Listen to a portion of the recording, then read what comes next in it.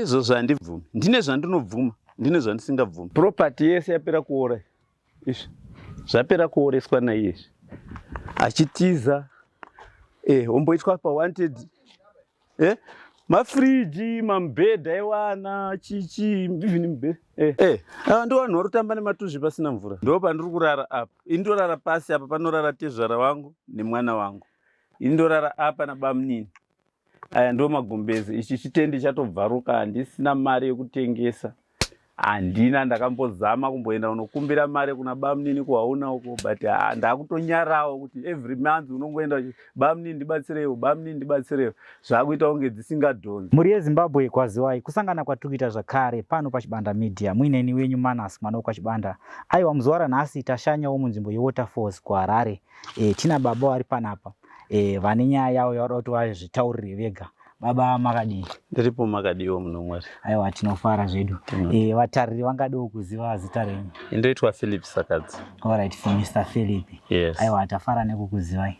Tiri kuona imimi Mr. Phillip muri kugara pano panze apa panenge apa pachitende ichi. Apa kumashure kwenyu kune imba yakanaka. Tingadawo kuziva kuti imba iyi ndiani? Imba ndeyangu. Imba ndenyu?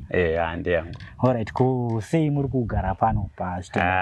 Mukadzi akahura. Mukadzi akahura achiunza zvikomba zvake, ndiri kubasa paingondisiya kuairport. Aitofonera sisi wake kuGweru. Alright, tisati asvika panhau yekuti mukadzi akahura. Tingadawo kuziva kuti mukadzi wenyu maane nguva yakareba sei muri mese uye nenge makachata here? Yes, takachata 511. Tata ane 21 years 3 days. Mune vana vangani mese? Tine vana 3. Alright. Wekutanga ndewe 93, wechipiri ndewe 96, wechitatu ndewe 2004. Alright. Saka magariro enyu pamakore esa inga akamira sei? My first days zvaiva zviri right because ndagara ndiri cross border, ndichingoinda ndichiuya usiku, ndaiuya midnight kusati kwaane mafoni. Waingomusvikira pawaingofungidzirawo ipapo kwakusina kana problem yakazotanga patakatanga kukwidzana ndege kuti ateere kubasa. Kubasa kupi? Ndaishanda ndiri kuNamibia ndakaita 3 years. Then dzimwe 8-10 years ndakaita ndiri muAngola. Then 4 years ndakaita ndiri ku Cape Verde. Then idzi 3 years idzi ndazodziita mai manje tatodivorsa kudhara. Alright. Ndo dzandazoita ndiri kuPortugal. Alright, ndiri kuona kuti mane vana vakawanda mese. Saka kutaura kuno kwatikuita kuvana vari kupa? Mumwe akatororwa, mumwe akatopedza university atoene vana wake 3. Uyu akapedza university aroshanda ari muMaputo. Mumwe wacho mudiki arikuita form 6 ndotogara naye imomo. Ndotorara naye, totorara tese, iye anorara pamubhedha netsano, indorarawo pasi pana mitresi ipapo. Amai ex-wife yenyu achikutaura kuno kuyerwa? Handisiri kuziva because anonyepa. She never tell the truth. Anonyepa. Alright. Tauda kuenda panhau yekuchata nekuzorambana kwamakaita. Right. Kuchata kwamakaita imimi makachata muchato uye wekuti zvinhu zvese property yese ndiyenyu mese kana kuti muchato wacho umwe nomwe anenge akazvimirira pazvinhu zvake? Takachata 511. Mukadzi wangu haana kubvira amboshanda. Mukadzi wangu haana kubvira amukira kubasa. Haana kubvira amboshanda, munhu aitochengeta wana. But 511 kana singakanganisa hangu zvarova kuti chake ndechenyu, chenyu ndechake. Yes. Then trust yatatakaita ipapo ndo zvanda ndichifungirawo. Then toya panhau yekudivorce apa. Imimi mati ndamunzwa nyumwe pandazokukata muchiti mukadzi akaita upfambi. Akaita upfambi. Upfambi uyu tingade kunatsoziva kuti makanzwa marunyere kupere uye kana kuti makamubata red headed tingade kuziva kuti zvakafamba sei. Ndakauya musi wa 17 September 2015. Ndakange ndanzwa. Because chakaita kuti ndinzwe ndakadai ndakatumira mari kunoko. Handina kushandisa passport yangu because yanga isingachabvumirwi kuti nditumire mari. Ndakakumbira somebody weikoko nditumirirewo mari kumba kwangu, ndine mhuri yangu irudini rushupika. Saka paakatumira mari ndakabva ndamhanya kunotora foni ndichifonera madzimai kuno kuti shamari mhanya kuWestern Union unotora mari because vanhu vari kuita kasystem kekuti ukatumira mari akaona kuti waenda kana ari munhu akachitsotsi anobva mhanya kubenki kuya kubva ati handichada kutumira mari iya, withdraw ndazoita dambudziko kana kuti ndafirwa. obva adzoserwa, vanochaja 5% yavo, imwe yese vanodini vanomudzosera. Saka ndozvandaifona kuti ndiwataurire kunoti chimhanyai kuWestern Union motora mari. Maona ndichinaye munhu wacho. Saka vanga asingapiki foni kusvika ndazofonera maid akanga ari apa. Ndafonera maid mai ndopo vakanditi baba handisiri kumba kwenyu. Mai vakati vari kuuya ikoko, mwana ari kuenda kuboarding. Then imba iri kuiswa maroja. Ndikati plan iwe yakatangwa rini handizivi. Inga ndakabva ikoko mai manje zvikanzi ndozvandakaudzwa. Saka ndakatosiya basa. But selaki rakaita ndokuti vanga vari pamashop shop. Ndopo vanga vawana basa. Zvikanzi alright mirai ndikumhanyirei kumba kwenyu. Ndonoudza chivadzimai venyu. Ndokubva amhanya kuuya apa kuzovataurira. Paakasvika apa, wakasvika semunhu akauya achimhanya wechikuru, akasvika achifemeruka. Havana wakabva waona unge pane zvandataura nawo. Pavakazonzwa kuti murume wenyu ari kufona, ari kuda kutaura nemi, ndopa akavakwidza BP, ndobva watanga kumushaudha. Ndofunga makange muine chikomba. Saka wadero manje, wakabva waita sei? Wakabva watanga kumwaya amai vaya kuvatshaudha. Amai vaya ndobva washatirwa, wabva wauya kubva wandisira message kairi, ndifonerei. Ndobva ndafona back. Zvikanzi mwanangu, wainditi mwana. Zvandiri kutaurira. Uchangofira mahara. Mukadzi wako kunoku ndazvitadza. Ende amai ivavo ndo watakatama nawo kubva kubudiriro tichiuya pano. Yes. Ndokubva wandiudza zvese zvawakandiudza ipo paya. Ndabva uko handina kuvataurira ndiri kuuya. Ndakaisa foni ndandiri kuAngola. Angola kana Cape Verde. Ndakabva ndaisa foni dzangu parooming. Ndobva ndauya nendege vandaburukira muvhindoka. Vandafamba neroad. Rundu chichi kusvika ndasvika kuVictoria Falls. Ndakasvika kuVictoria Falls ave makuseni. Ndobva ndakwira. Saka kombi yandakakwira manje yanga yakafa. Maona. Sezvineiwo zvaida kuti ndione zviri kuno. Takazosvika muBuluwayo I think kuma something to 10 kana kuti kuma 99. Ndobva ndati hanchamiri, ndobva ndabata chimwe chibhasi chaibva Plum 3. Ndobva chabva chandisiya mutaundi ndakasvika exactly 3 o'clock. Ndobva ndati no, handingarari mubhasi. Ndikanditore taxi ndende kumba. Ndatora taxi ndasvika apa. Chiridza bhero apa. Taxi gadhi ndobva auya. Paigara gadhi. Ndobva nditi ndara. Ndikati vavhura gedhi, vatapinda netaxi yedu vatarevesa. Ndikabvunza kuti amai vari kupi? Zvikanzi wariko. Akati wariko kuupstairs. Ndikati ndobva ndakwidza kuupstairs. Kwidza kuupstairs ndirunoka hakuna munhu. Maona. Ndobva ndadzoka. Ndikati iwe taura chokwadi muna vanhu iwe. Vatanga kuseka anzi mudhara sorry. Mai havapo. Wabuda kuma 8 neshamwari yavo. Kwero vandamutsa amai vacho vanga vakarara mupi? Muspare. Ndikati ko ambuya zvikanzi varimo. Ndikati okay vamutse. Ndobva tanovamutsa vandanonyepera kugara pasi. Chiwakwazisa vandavabvunza no handizivi. Ndikati waridzi wemba waripi? Ndikati handizivi. Ndikati handimazvona. Dai iri nhamo handimungadai maenda mese. Chipfambisi. Ndo chamaibvira kumasvingo muchiuya kuzoda kuti mikwasha akuchengetei. Asi muchikavha chikafu chipfambi chemwana wenyu. Alright, hazvina mhosva. Mangwana zvinozonetsa ndakuenda kupolisi. Ndobva ndatora karevhi 4 ndaenda kupolisi. Ndobva ndasvika ikoko pandasvika papolisi exactly 4 o'clock AM. Ndobva ndabvisa passport yangu, ndabvisa zvese, ndawatambidza. Ndashaya mukadzi wangu kumba, ndiri kubva kubasa. Ndobva wanyora pasi zvikanzi alright after 7 days mozodzoka. Ndakunyora kuti missing your wife. Ndikati okay. Nanhasi dhoketi racho riri ikoko. Maona. Ndobva ndadzoka. Vandawaudza mbuya. Na 2015. Handiti. Tadero manje. Ndobva pazongoitika because kubasa ndakapuwa 15 days. Handina kuzokwanisa kupedza 15 years because mukadzi paakazo. Yes. Kuti ndidzokere kubasa. Saka mukadzi pandakabuda ndichienda kupolisi, mai vake vakasara vachimufonera. Vakamuudza kuti murume wako auya. Saka handizivi kuti uchaita sei. Mukadzi wangu zvishwa haana kuzodzoka. Akabva atanga kutiza. Pandaimufonera aitanga kushaudha, handiuyi kuzogara dzimba dzako dzemishonga, handiuyi kuzogara dzimba. Aitaura lot of shit dzaitaura. Svika ndati okay. Handiti urudziti dzimba dzangu dzemishonga. No problem, rega ndigare. Ndobva ndagara. 2016, 2017, basa rapera. Pandakazodzokera kubasa, in fact, ndandati manye. Pandakazodzokera kubasa ndakandaita 45 days. Pa 45 days ndakanobuda kubhoera kwaana mbuya.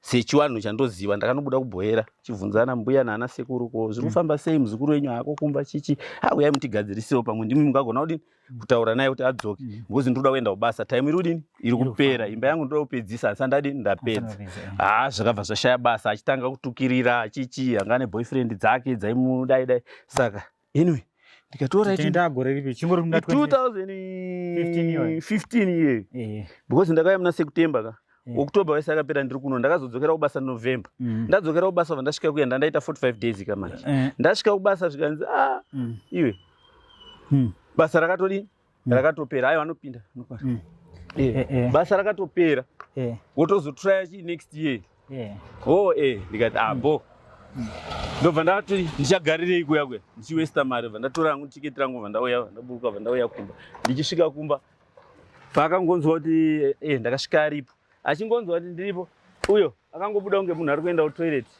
vatiza gone for good maona vandagara ndega nemwana wangu vandadedza tete wangu kuti abikire mwana because mwana wangu anga achiita grade 5 vana menge muchina wese ipapa no mumwe anga apedza anga achiri kuuniversity kumasvingo mumwe wacho mudiki ndinaye wepakati vana ava ndevenyu mese nemudzimai kana kuti ndevedu tese tiri 2 ndosaka ndati umwe wacho ndeve 93 mukuru wacho ari kumarumaputo mudiki wacho ndeve 96 uyo wekupedzisira ndeve 2004 zvadero nguva iri kufamba ndaona zvinhu zviri kuramba ndobva ndatora motikari yangu ka ndikati zvino ndichagarirei ndauya ndisina mari rega nditore motikari yangu iyoyo Ford Ranger vandaenda unoisa karenda kuti ndibatsire kubhadhara mabills emusikana ari kumasvingo nemukomana uyu ona nguva iri kufamba 2016 ndakagara ndega ipapo asi kuziva kuti ari kupi asiri kubatika amuka chibhenge nini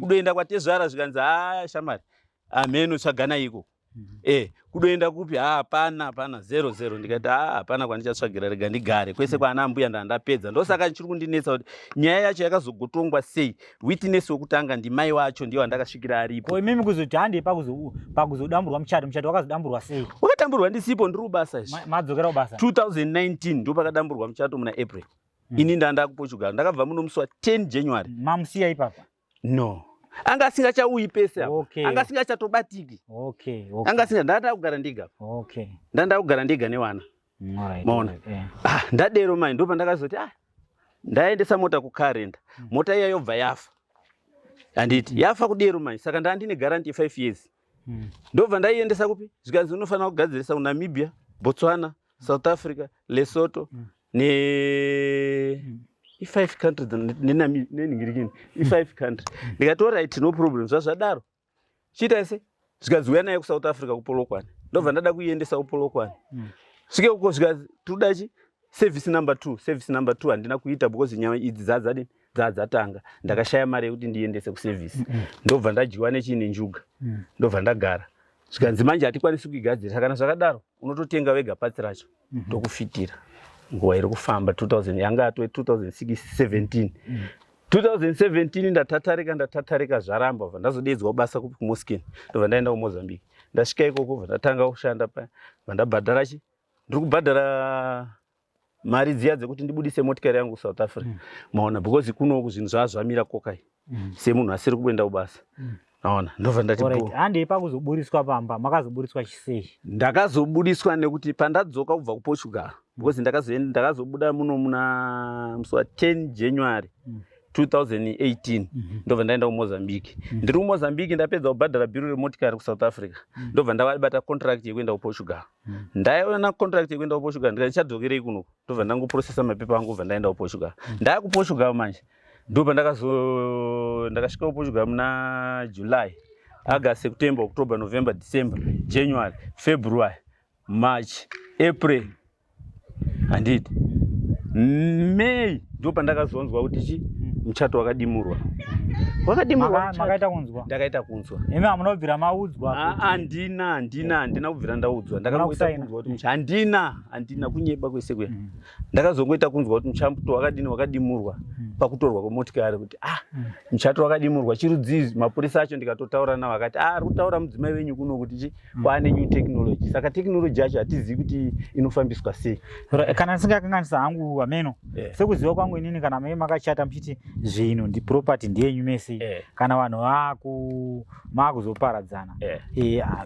ndofunga munenge munoshare here nepakati saka mimi makaita sei ina handina chandakapiwa kudzimba ndirikutogara pano ndo zvandiri kumirira kuti andipewo mota dzaakandipa dzacho handiti iye akandipa 7 ton lorry Nissan hardboard 3 ton and half lorry ne Toyota Hilux handiti pamota 4 idzodzi ngaandipewo mota dzacho kuti murume wangu ndeidzi handizivi ini chandakakwanisa kutsvaga kune vanhu ndakangove nemaaffidavit ekuratidza kuti wakatengeserwa naamai motikari dzacho akangoti akupai asi anga adzitengesa kudhara because another adveni ngiri kine affidavit iri kuratidza kuti akatengesa muna 2014 before our separation saka pamwe makange musingatumiriwo chikafu pamwe munhu akaita nzara akatengesa ndati chinokosha chikutumira chikafu kunokwa kune dzimba 1 and every 3 months aiuya kubasa every 3 months and I was spending 1000 kutenga ticket rake iye risinei newana imi hamunambobvirawo here maitawo umwe mudzimai pasai ndaigoita sei ndaikoshesa nodai ndaida kurora kana ndingadai ndakarora ikoko but ndaitoshingirira kutorara ndakadai ndichiitira kuti ndichengetedze chivimbo chandakaita kukoti number 1 kurotonero ndozvandaikoshesa handaisakoshesa zvinopfuura nenyika because ndakuzviziva kuti hakuna kwaunoenda nazvo zvinongokusvibisa zvinongokusvibisa ndaingotrasta mudzimai wangu because nyange ukaona akapfeka mini ikoko pfekedzawo wako mini wacho nyange ukaona akapfeka trouser pfekedzawo wako mukadzi trouser ndozvandaingoziva izvi zvese izvi ndandasiyana nazvo because ndandisiziva kuti hazvina saka kutaura kunonga ari kuchengeta vana ndiani ndini iyo mama vari kupi kubva mwana achiri paFrank Johnson kusvika apedze ndikamuendesa kuMount St Mary's kuhwedza haana kubvira abhadhara kana single invoice rekuti ndakabhadharawo term 1 kana kuti mwedzi 1 haana. She was demanding achinyoresa mapepa ake kuti mwana anoda 200 mwana anoda pocket money mwana anoda zvizvi haana kana kubvira aitira mwana chinhu 1 right. Saka mapepa zemba mwana wacho ndini mapepa zemba memane ma title deeds no ma title deeds asati afambira because tasati apedza kudini kuita zvataifana kuita apa because ndaida kuti ndikapedza kuaka pandinozouya ndogara pasi tochitanga kufambira zvimapepa zvacho. Okay, saka nyaya yaitika iyi imi muri kufungidza kuti imba yakatengeswa kuti haana kutengesa chitsotsi chaari kuita nevanhu vari kugara apa vari kufurirana kuti iwe tindikavhira ukandikavhira iwewe kana ndawina nyaya ndozongokuti totengesa imba yacho toshiyana mari because pandakauya ndakazoenda kuex lawyer rangu rikandiudza kuti aiwa kwakauya lieutenant neex wife yako ichida kuti tikuise musaga tongonyora zvisina nabasa rese kuti wotipa 5000 wanga wane 5000 US dollar wachida kutipa kuti watengese watore mapapers acho wanotengesa imba saka ndakazviramba nchiti mapepa acho asisiri kuno mapepa Sakadza akatora mapepa ake and for sure ndakabvisa mapepa angu yese kwa lawyer kwe chitsotsi chega chega hapana kuti anzi chichi asi kuti vanhu vakango advance nechitsotsi chavo noti waiziva kuti ini handizowani nguva yekudini yekuzvifambira chete. Right. Saka menge mune dzimba ngani ku E3 dzimwe dzacho dzinani manjoro dziriko dzese ku E3 dzese iyoyi neku noto kunogara ani kumwe kwacho kunogara maroja ko kumwe kwacho kubudiriro kunogara maroja. Okay, imi ndimwe munogara kuno ndo dzandakapiwa dzacho idzo ndo zvandiri kuramba izvozvo kuti ini ndaishanda ini ndakahurirwa ini ndakarora nhasi iye ndiye otora imba iyi and after all zvaandiitira izvi. Alright, saka imi murida kumupa idzo dzekuko here imi motora imwe handiti zvinhu zvinogarirwana pasi unoziva zvavari kundiita izvi vari kuita kunge vari kumbundikidza mwana mudikiso ona imwe chinangwa chemuda kuti mini nazoita sei imi dai wakauya dai vari vanhu vane senzi sezvandinofungawo inini semashandiro andaita wanga dai wakauya mukwasha takakutadzira handiti tiri kukumbirawo sori ipawo umwe wako pekugara.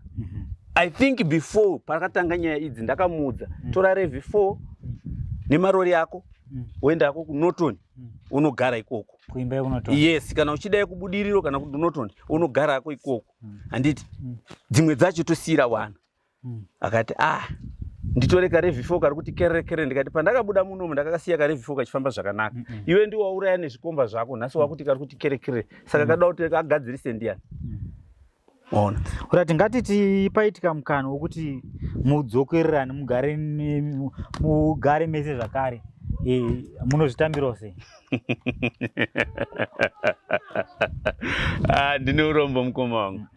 Yes, unoziva kuchata nemunhu kumuda kumuitira zvese zvandaimuitira izvozvi yaka kutomuda chaizvo anditeka but ukafeira respect iwe uri pabasa izvozvi ukasiya mutemo waunenge waudzwa nebhosi wako kana kuti nemuridzi wekambani ukanoita zvako ndofunga vanokudzinga handiti nometa kuti anga achikufarira sei anokudzinga saka zviri izvozvo tinenge takuzotangira ipapo tichienda mberi nokuti paakafonerwa nemapurisa ekuwaterfalls akataura kuti andiuyi ikoko I'm going to send my lawyer handiti mapurisa akati lawyer rauroda kutumira lawyer rako rinozouya kuzokudefenda first of all you must come here wotaurirana nesu tonyora statement tozwa kuti chii chakaitika handiti aitanga uchinja malaini chinja malaini akashandisa line iri 2 months ochinja otenga rimwe otora iri oshandisa 2 months 3 months ochinja otenga rimwe handiti apa akazoona kuti moto uya wakupisa manje uko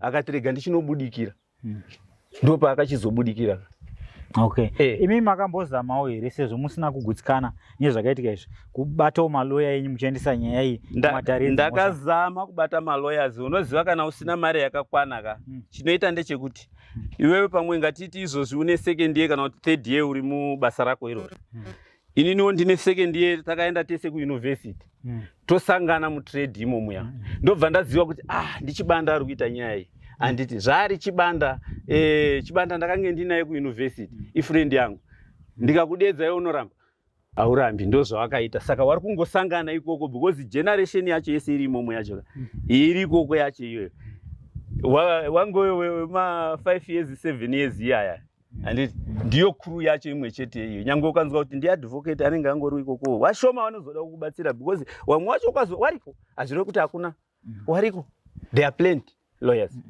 plenty and wari honest handingatauri mazita avo zvangu but wariko wari serious wariko and they doing good job apa ndakateerawo kanchiti pamwe zviri kutaurwa zviri nani semunhu ndakange ndabvumirwa kuti tipe mari yacho mbichana yandai kumhanya ndichinokwereta kuna bamunina wangu ndouya nembichana ndouya ne2000 ndouya ne1000 kusvika yakwana because umwe wacho akatombonditi rimwe zuva mari yako yashota Sakadza ndatora mari yemudzimai wangu kuti ndidai ndikavhire pamari yako ozondipa musi wekati ndikati okay no problem uchifunga kuti munhu ari kwangu apa ndauziva kuti ari kundiroyera musaga zvatakamuudza kuti nyora kuti ndakatadza kuuya because of covid iye akunonyora kuti Sakadza akatadza kuuya anzi ndakatadza kuuya nokuti ndaida kushandira mhuri yangu ndingashandire mhuri ko nhasi zvandazorisiya basa racho ndichiti handichadi basa ndoda unogadzirisa nyaya iri kunetsa kumba kwangu hausi kuona kuti kutambisana kuita unge wari kunditora unge ndisina brain hausi kuona kuti wari kunditora unge ndisina brain hama dzangu ndinokumbirawo kumalawyers kuti vanokwanisa kundiasistawo panhaurwa yangu iyi